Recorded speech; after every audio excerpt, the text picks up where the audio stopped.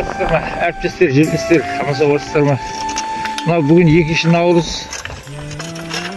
Біздің Шөмішкөлдегі мына біздің есіктің алдындағы Қазанкөл көлі.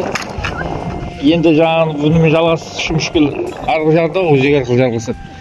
Соған мына сөйлеу бар, екі неменің бар, келінім бар, саяхат жасауға келдік.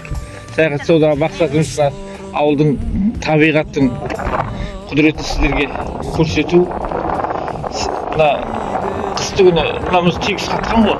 Содан кейін су көтерілді де, мұздың астынан құйды ғой су. Содан кейін мына жаңағы табиғатты құдіреттеп тұрған су, мына жағаның бәріне сүр болып мынандай мұз биіктеп қалды.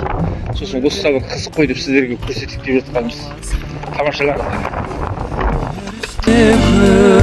Өрістегім құндақ ауыл Шөмішкөлім, періште күн өрістегім құндақ ауыл Шөмішкөлім.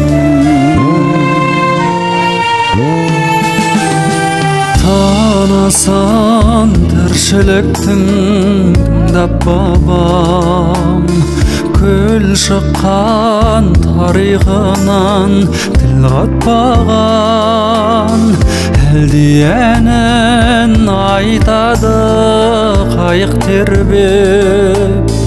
Екі көл бір ауылды құндақтаған, періште күн өрістегім құндақ ауыл Шөмішкөлім, періште күн өрістегім құндақ ауыл Шөмішкөлім. Бақытын бірлігімен бүтіндеген, қос көлдің түбегінде түтіндеген, Шөмішкөл Қазанкөлге қайық салған, ауылдан ақиқаттың құтын көрем.